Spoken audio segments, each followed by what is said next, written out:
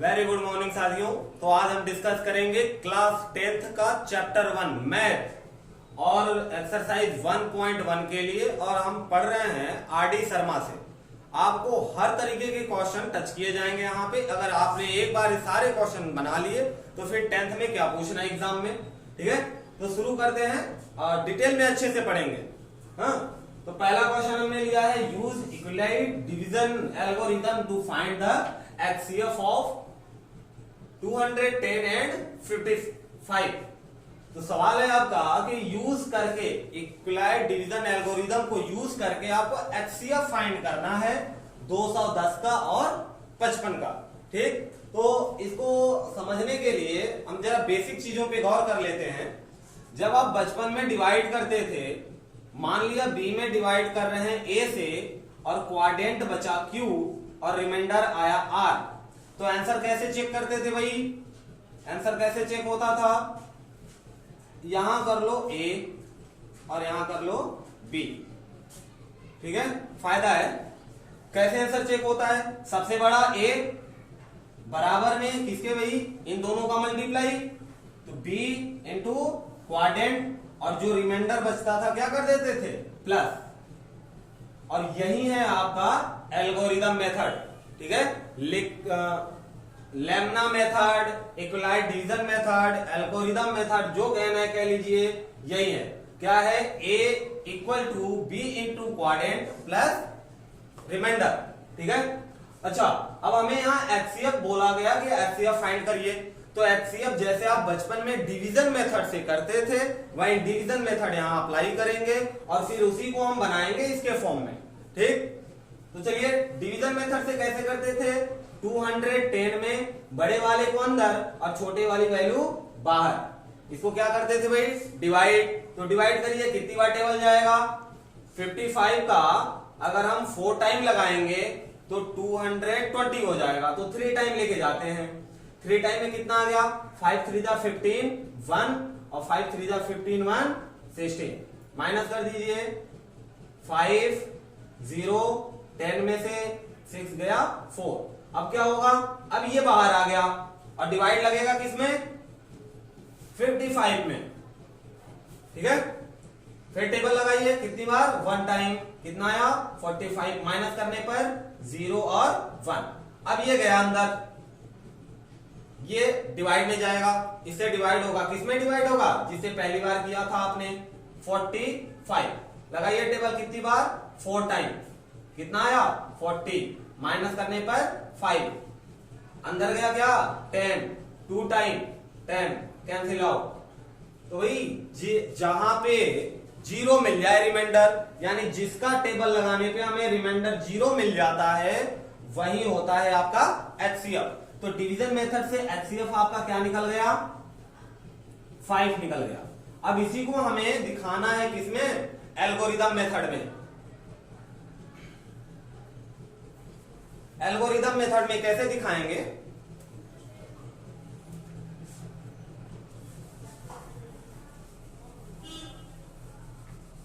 काला हो गया, कोई बात। एल्गोरिथम मेथड में दिखाने का सबसे आसान तरीका, यहां आपने क्या किया था? जिसमें डिवाइड कर रहे थे, अंदर वाली वैल्यू लिया था। यहाँ पे ये कुछ ऐसा बना था, आपने ऐसे बनाया था, ए बी, यहाँ क्वाड्रेंट और रिमाइंडर में आर। तो भाई सेम टू सेम यहाँ देखो, ए की वैल्यू कितनी है?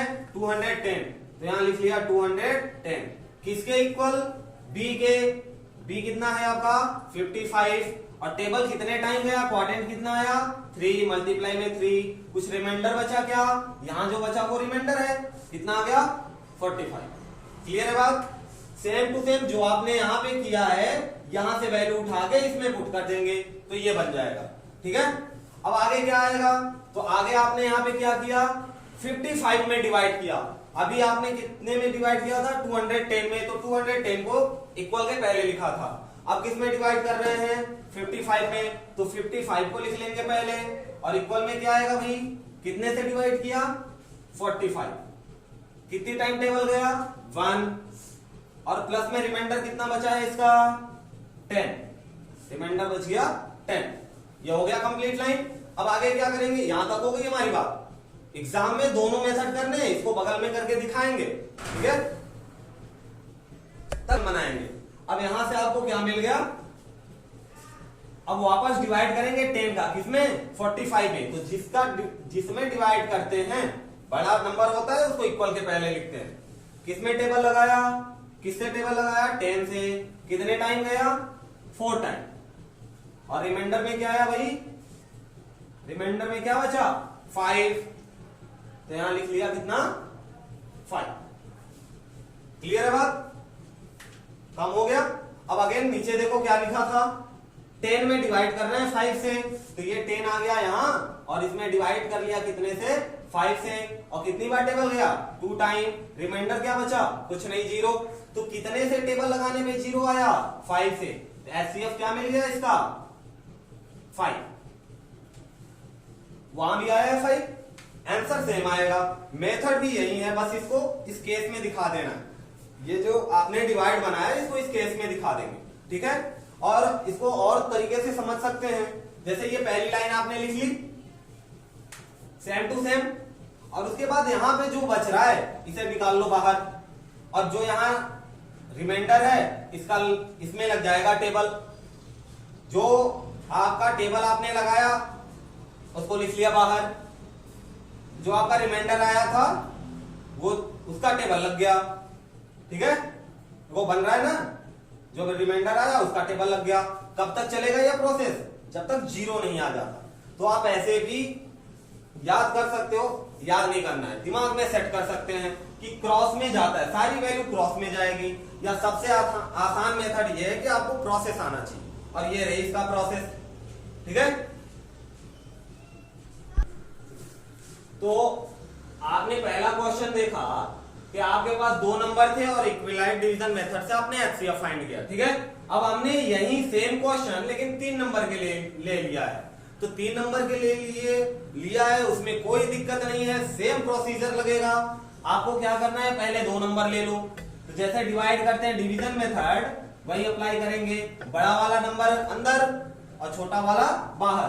किसी को भी लेके चलो कोई दिक्कत नहीं है, किसी को भी लेके चलो कोई दिक्कत नहीं, आंसर आपका वही आएगा जो आना है।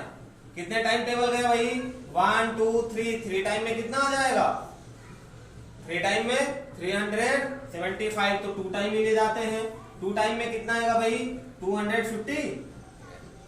कर दो माइनस, 5 आया, 12 में से 5 जाएगा तो कितना आएगा, 7 5 12, 7, ठीक है। अब डिवाइड करेंगे और किसको रखेंगे बाहर, 125 को अंदर और 75 बाहर। कितनी बार टेबल गया भाई, 75 दूना 150, तो 1 टाइम गया, 75, 5 5 0, और 12 में से 7 गया तो 5, ठीक है। अब ये चला गया 50 अंदर, और बाहर डिवाइड होगा 50 से, किसमें होगा, 75 में। कितनी बार, यहां भी 1 टाइम गया, कितना आ गया, 25। अब ये अंदर क्या आ जाएगा, 50, कितने टाइम, 2 टाइम में, कैंसल आउट। तो किससे टेबल लगाने पे हमारी वैल्यू पूरी पूरी कट गई, 25 से। तो यहाँ एचसीएफ क्या मिला, 25। अब यहाँ का ऐसे अभी एक नंबर यहाँ बाकी है आपका, क्या बाकी है, 45। तो 45 में डिवाइड कर लो कितने से, जो एलसीएम आया है आपका एचसीएफ, कितना, 25। 1 टाइम ले गए तो 25 अपॉन 0, कितना बचा, 20। अब इसको हम फिर से अगेन सेम प्रोसेस, 1 टाइम 20, कितना बचा भाई, 5, अगेन 20, कितनी बार में, 4 टाइम में, कट गया पूरा पूरा।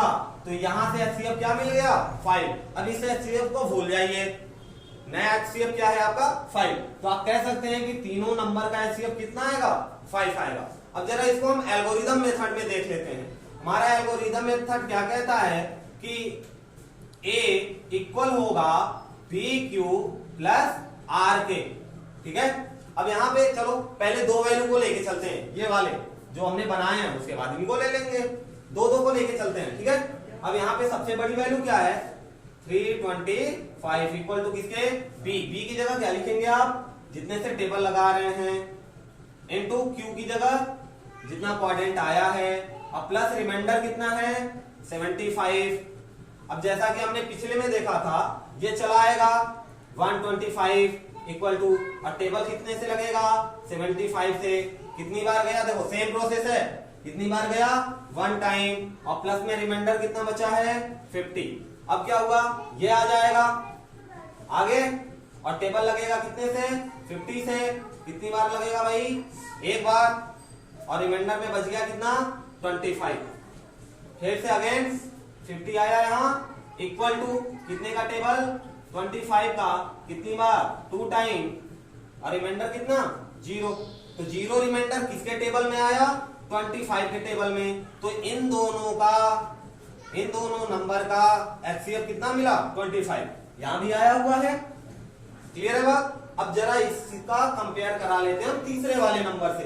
तो तीसरा नंबर क्या था हमारा, तीसरा नंबर था 45, ठीक। तो 45 बड़ा है, बाहर रह जाएगा, कितना आया यहाँ 25 इनटू कितनी बार टेबल गया है 1 टाइम, और प्लस में रिमाइंडर क्या आया 20। सेम प्रोसीजर 25 बाहर इक्वल टू 20 का टेबल लगेगा 1 बार, कितना बचा रिमाइंडर में 5।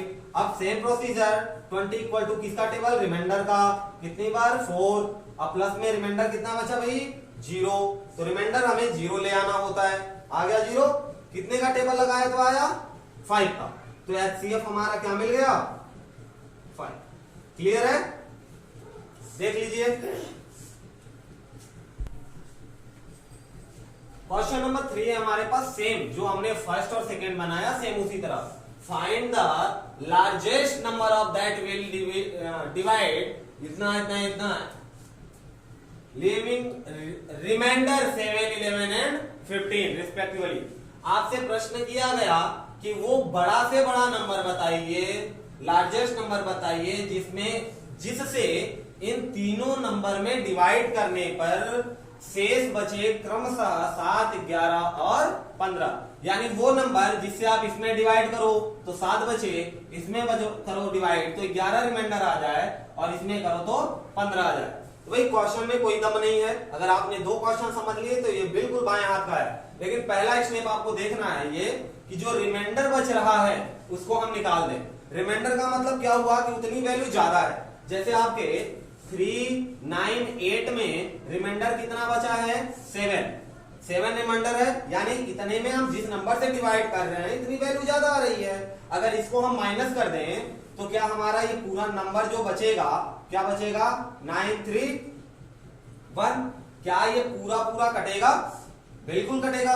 किससे कटेगा, अभी वो नंबर निकालना है। रिमाइंडर का मतलब क्या हुआ कि शेष बच गया, अगर इसको हम हटा दें तो जो बचेगा वो पूरा डिविजिबल होगा। बस यही पे काम ओके है आपका, इतना ही समझना है। वैसे ही 4, 3, 6 में कितना रिमाइंडर बच रहा है 11। तो 4, 3, 6 minus 11 will be 4 to 5, 4 to 5।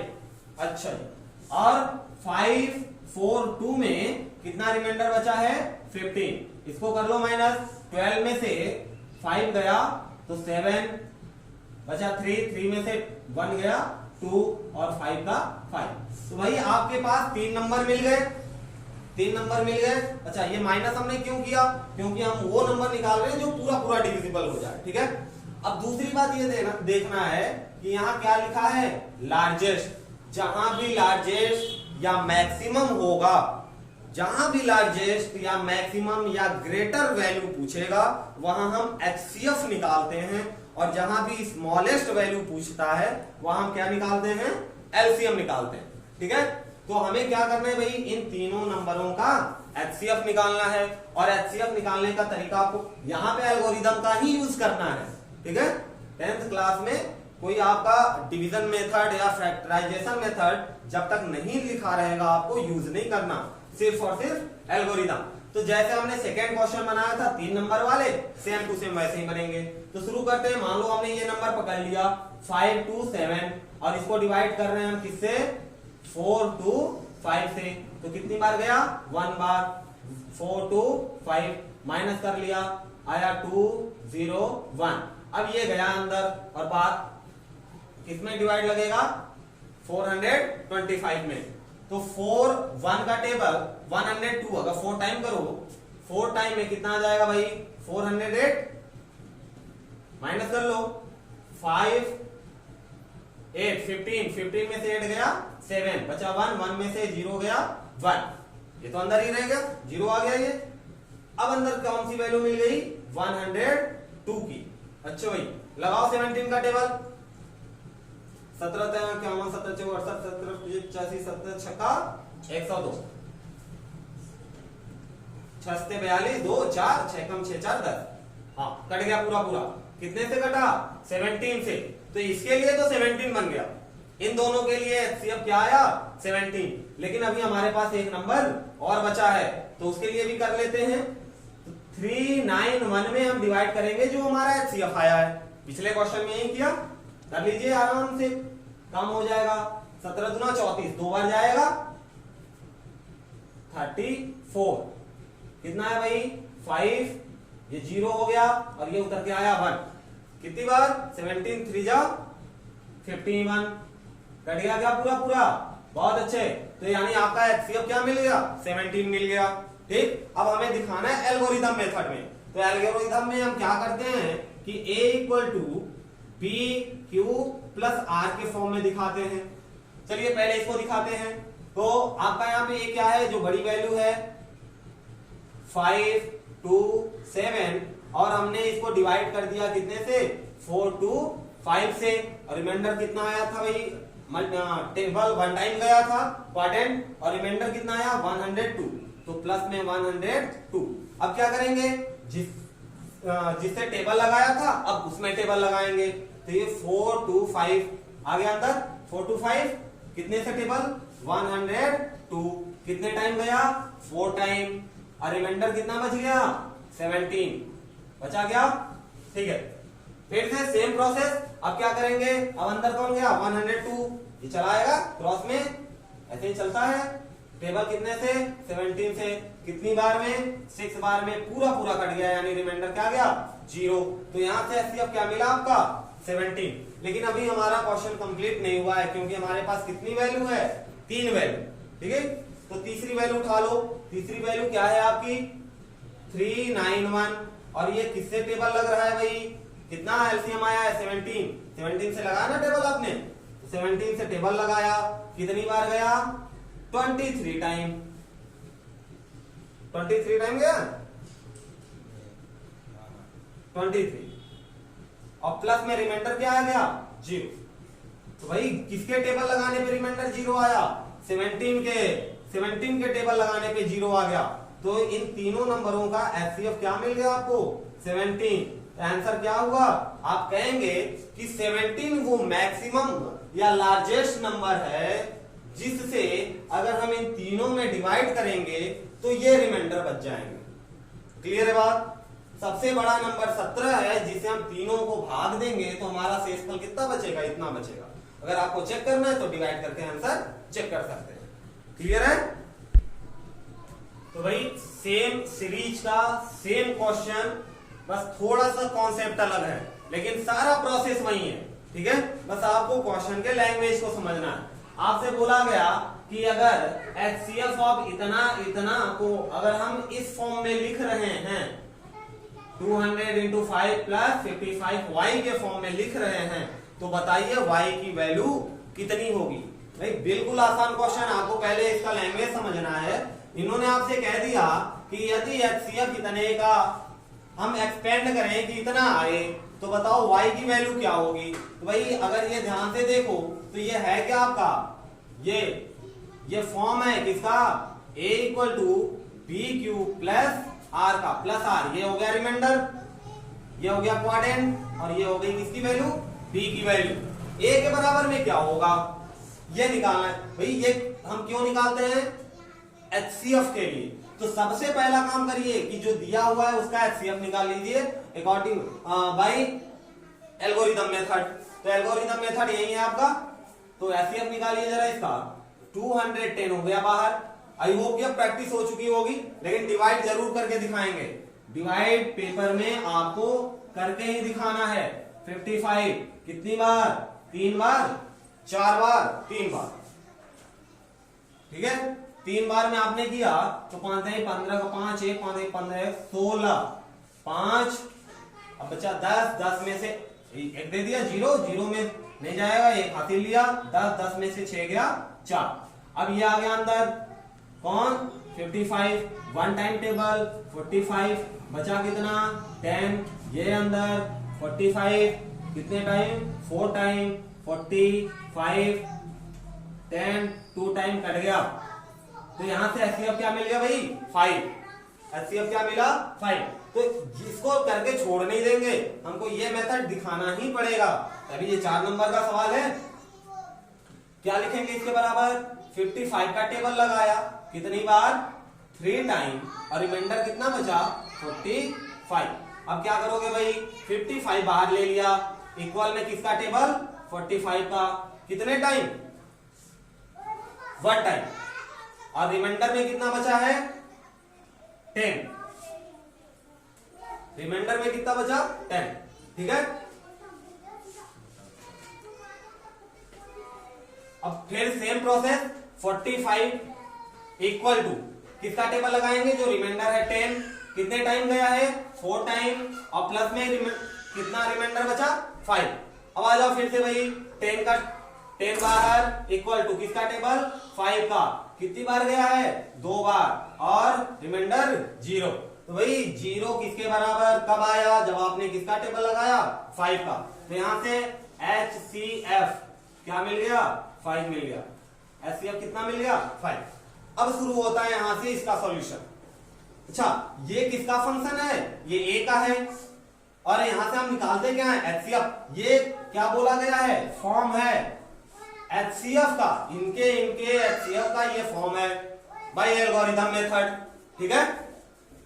तो रख लीजिए यहाँ पे वैल्यू और हो गया आपका आंसर तैयार। क्या किया HCF है 5 और 5 इक्वल है कितने के, ये HCF का फॉर्म है, तो इसके इक्वल लिखा दो, कितना आ गया 210 इंटू 5 प्लस में 55y।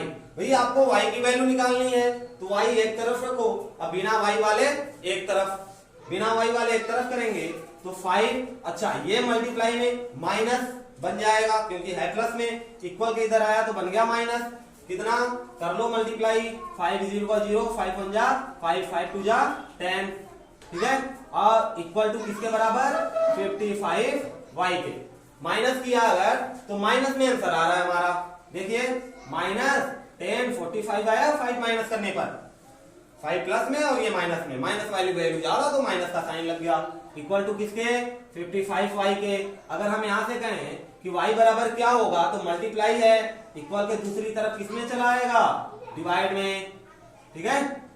अब कर लीजिए इसमें डिवाइड और आंसर आपका हाथ में, तो भाई 1045 में आपने डिवाइड किया कितने से 55 से, 2 टाइम में तो ज्यादा हो गया 1 टाइम ले जाओ, 55 कितना आया 14, 14 में से 5 गया 9, बचा 9, 9 में से 5 जाएगा 4। अब ये उतर के आ गया आपका 5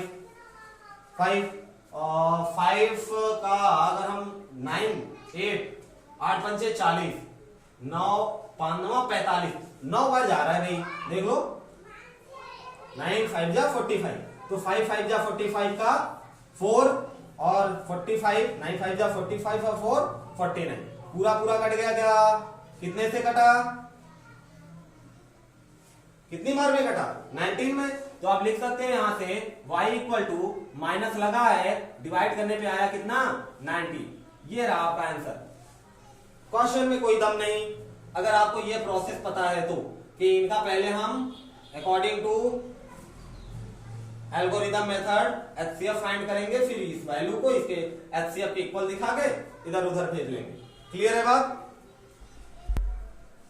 तो यहां से क्वेश्चन का आपके पैटर्न बदल रहा है, यहां से हम 5 तरह के क्वेश्चन देखेंगे लेकिन सिर्फ 3 क्वेश्चन में। यहां से क्वेश्चन नंबर 5 के लिए आपको दिया है so that any positive integer is of the form 3q और 3q प्लस 1 और 3q plus 2 for some integer q। भाई देखिए यहां से 2 क्वेश्चन और बन सकते हैं, यहां पे आपको बोला गया कि एनी पॉजिटिव इंटीजर, ठीक। अब यहीं पे अगर क्वेश्चन चेंज कर दे एनी ऑड पॉजिटिव इंटीजर या एनी इवन पॉजिटिव इंटीजर, तो यहां से भी क्वेश्चन बदलते हैं कि पॉजिटिव पूछ लिया पॉजिटिव में ऑड पूछ लिया, पॉजिटिव में इवन पूछ लिया। अगर ये दोनों नहीं पूछा गया तो डायरेक्ट पूछ लिया जाएगा कि ऑल यानी दोनों बताना है। तो हम सीख लेंगे कि दोनों कैसे बताते हैं, फिर उसमें से देख लेंगे कि ऑड को कैसे निकालेंगे और इवन को कैसे निकालेंगे। सबसे पहला काम ये कि एल्गोरिदम मेथड आपको भूलना नहीं है। एल्गोरिदम मेथड क्या कहता है कि a equal to b q plus r के होता है। अगर हम इसका कंपेयर कराएं से, ये जो वैल्यू आपको दे रखी है प्रूफ करने के लिए, अगर इसका हम यहां से कंपेयर कराएं तो क्यू क्या है आपका क्वाड्रेंट, और यहाँ b की जगह क्या मिल गया 3। अब प्लस में देखो रिमाइंडर चलेगा और इक्वल के पहले क्या आएगा a आएगा। तो हमने मान लिया कि let a be any positive integer and b की इक्वल कितना आ जाएगा भाई 3। आपने माना कि एक कोई भी एक पॉजिटिव इंटीजर है और b की वैल्यू कितनी है 3 है। अब थोड़ा सा कॉमन सेंस की यहाँ पे जरूरत है। कॉमन सेंस क्यों कि हम यहाँ रिमाइंडर की बात करेंगे। भाई देखिए रिमाइंडर हमेशा क्वाड्रेंट से जितने से आप टेबल लगा रहे हो उससे कम ही आएगा, ठीक है। रिमाइंडर क्या होता है भाई, रिमाइंडर वही टर्म होता है जो यहां से जिससे हम टेबल लगाते हैं उससे ना डिवाइड हो, बच जाए। अब कब बचता है, जब रिमाइंडर की वैल्यू बी की वैल्यू से क्या होती है छोटी होती है। अगर b के बराबर है तब तो पूरा पूरा कट गया, b से बड़ा है तब तो टेबल जाएगा ही जाएगा आगे तक, लेकिन अगर b से छोटा हो गया तो वही क्या हो जाएगा रिमाइंडर। तो इसके लिए आप क्या कह सकते हो भाई कि a इक्वल टू 3q के लिए जो आपकी q की वैल्यू होगी, r की वैल्यू होगी, r की वैल्यू लाई करेगी कहां से कहां तक लाई करेगी भाई, r की वैल्यू या तो 0 से बड़ी हो या 0 के बराबर। जब 0 के बराबर होगा तो रिमाइंडर कुछ नहीं बचेगा, तो क्या आ जाएगा 3q।